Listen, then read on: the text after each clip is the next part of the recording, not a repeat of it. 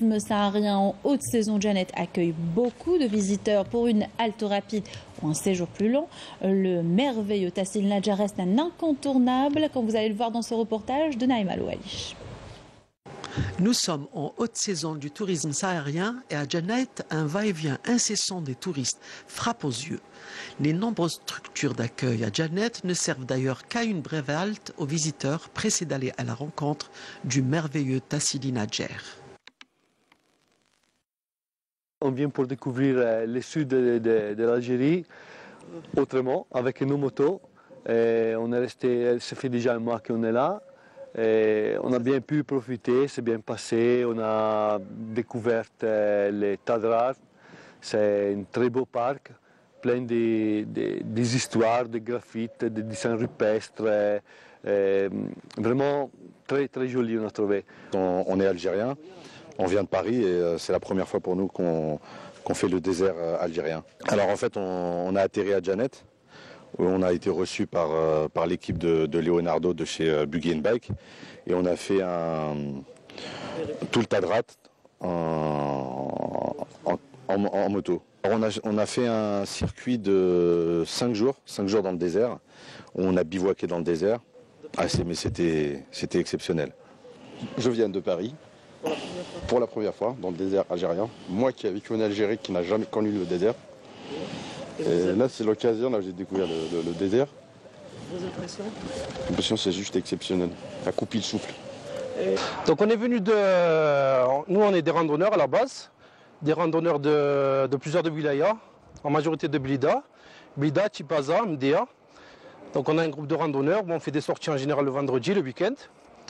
Et on a eu l'occasion d'organiser, on a eu cette opportunité de venir ici à Janet pour faire un parcours de 6 jours au niveau de Safar. Ce qu'on appelle en français, certains l'appellent Safar. C'est magnifique. On revient à la nature, à la réalité. On a passé 6 jours sans réseau, ce qui est magnifique. Et pour rester un peu dans l'ambiance du Grand Sud, tous les hôtels, sans exception, et à l'exemple de Lonat, Zriba, le Ténéré, sont dotés d'une grande tente qui rappelle l'habitat des nomades. On a ramené des groupes de l'étranger. On a ramené le premier groupe de l'Estonie, donc de l'Est Europe. Des pilotes professionnels, pilotes qui habituellement sont sur le Dakar. Et ils ont fait ce trip avec nous, c'est un trip de 850 km.